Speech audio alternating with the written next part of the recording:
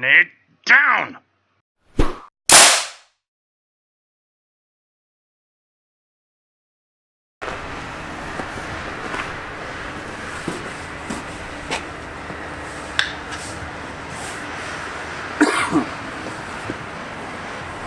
Sometimes you have to be the kind of man who's sensitive and empathetic. Sometimes you gotta be the kind of man who's strong and confident. And sometimes you gotta be the kind of man who's psychotic enough to grind the bumper off the truck.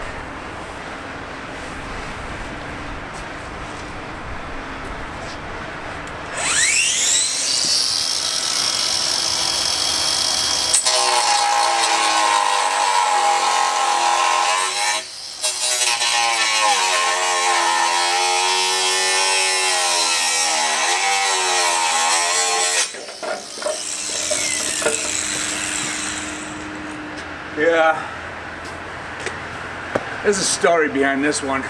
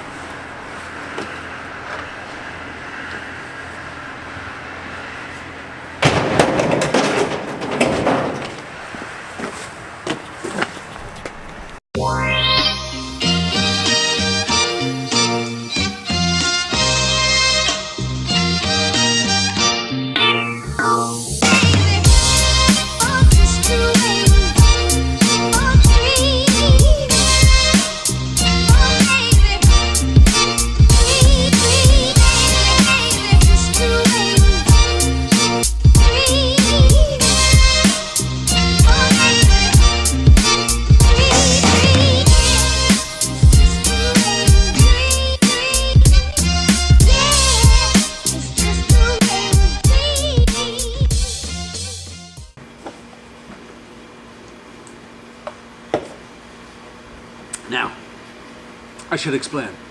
The reason for that brutality, and this is entirely my own doing, is there was a super torrential downpour the other night. I was driving along in the dark. Guy in front of me decided to brake hard and make a left turn. A little unexpected, but no surprise there.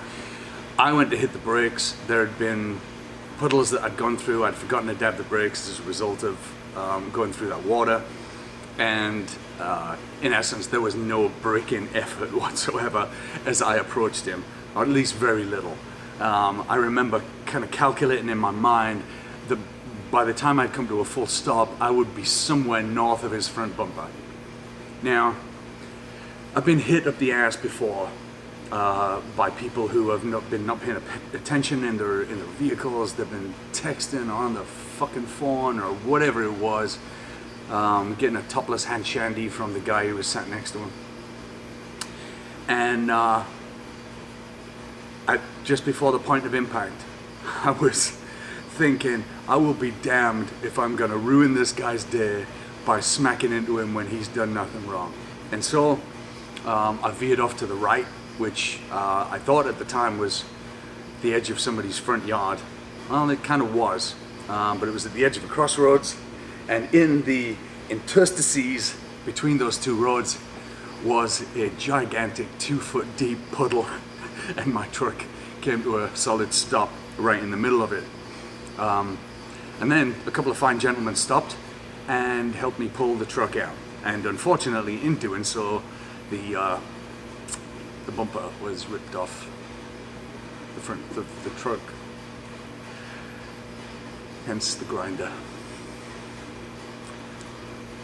Yeah, that could have been worse. So yesterday, I ended up instructing class, and we have a bit of a easy time, more relaxed atmosphere at the weekend, right? So time management is not so important because most people have a little extra time. So we do partner one, and as luck would have it, an odd number of people come in. So I had to fill the spot. And this was the first genuine CrossFit workout that I have done for a long time. And Mike, my partner, was putting out, so I was throwing down as hard as he was, and well, pretty much brutalized myself. And when I woke up this morning, I'm tight and achy and not in pain, but I got that discomfort that you get from kind of your initial days from CrossFit. So I could still squat now, but it made me go like, ooh. Which is, you know, those are the effects of exercise. And you gotta learn to embrace that part of the suck. Because those residues of that exercise are your indications that your body is changing, and so you should rejoice in that moment. To wit, I figured, well, if I feel like this and I'm telling people these are the changes, wouldn't it be nice to have some immediate evidence that shows that's exactly what's going on? So I did the in-body scan to see if there was an effect over and above the last time I did it, which was about 3 days ago. Here's what it showed.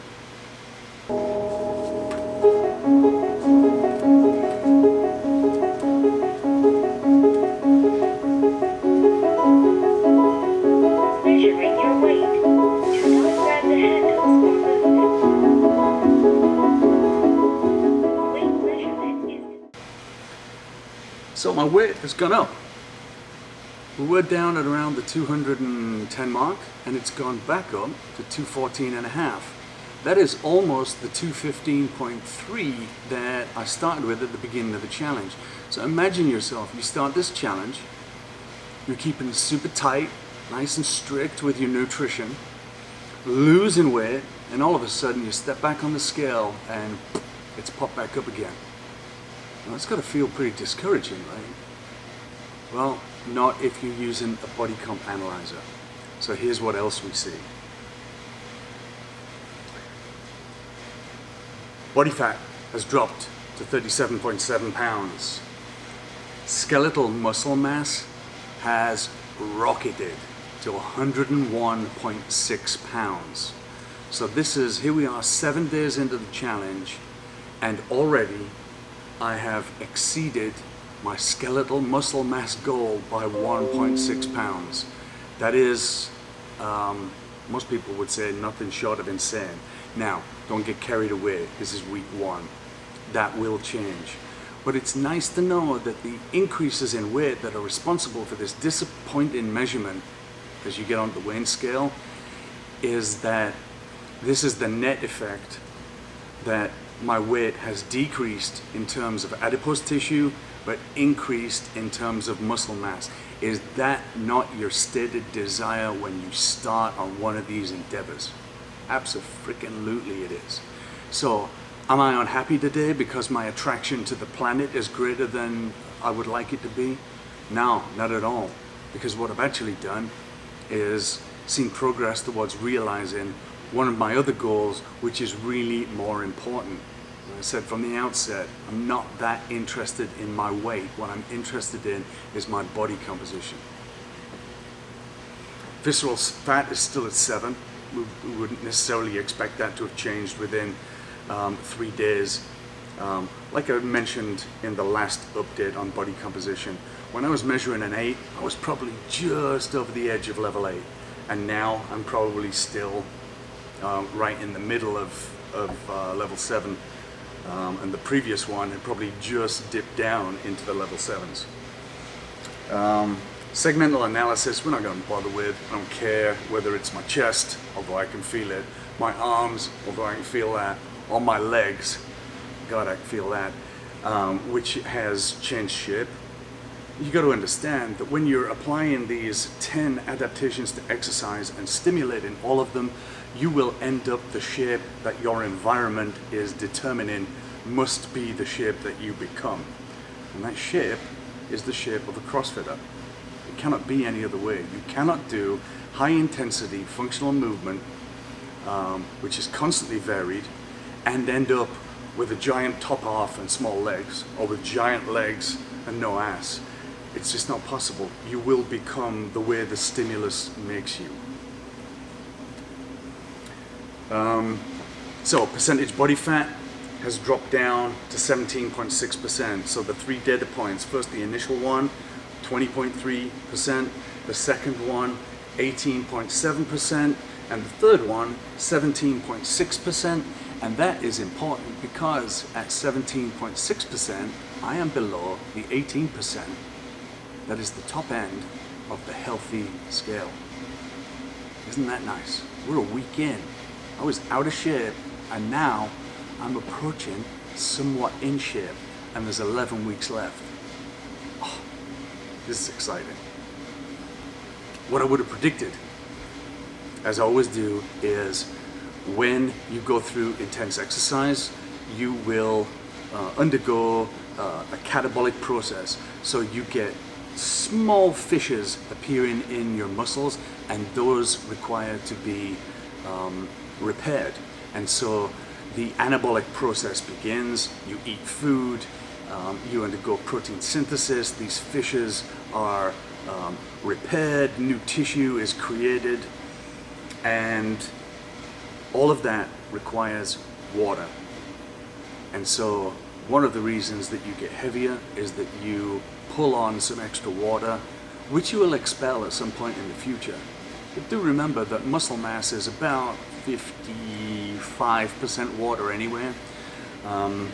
But this is extracellular water, so it is swelling, inflammation. It is associated with the residues of exercise, and you can see that we've gone up from 0.369, which is 0.369, even that was a little high. 0.367 would be kind of top normal for me, and so to shoot up to 0.374, that is the second highest reading that I've ever seen. Yeah? So you get heavier, but it turns out it's muscle and water, and my percentage body fat has gone down. So even though I appear to have taken a backward turn in terms of gravity, I are excited.